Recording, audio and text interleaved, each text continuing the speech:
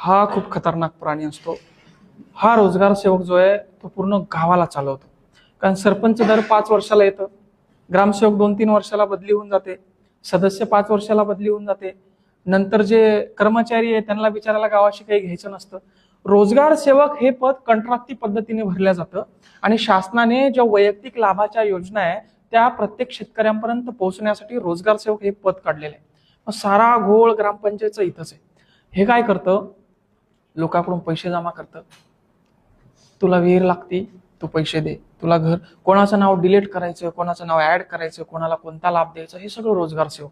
या रोजगार सेवकामुळे सरपंच बर्बाद होतात, बऱ्याच ठिकाणी सरपंचाचं पदही निघून जातं।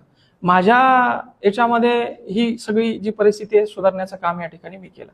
अवघ्या 2 वर्षामध्ये 5 कोटीचे कामं मी गावात केले। गावात कामं कोण देतं माहितीये का तुम्हाला? आमदार, खासदार, एखादा पालकमंत्री। पण एकमेव मी सरपंच असा आहे, मी आमदाराला शिव्या देत राहतो, खासदाराला बोलत राहतो, पालकमंत्र्याला बोलत राहतो, मला काम कोण देतं? अधिकारी। आपको मराठी समझ में नहीं आता है?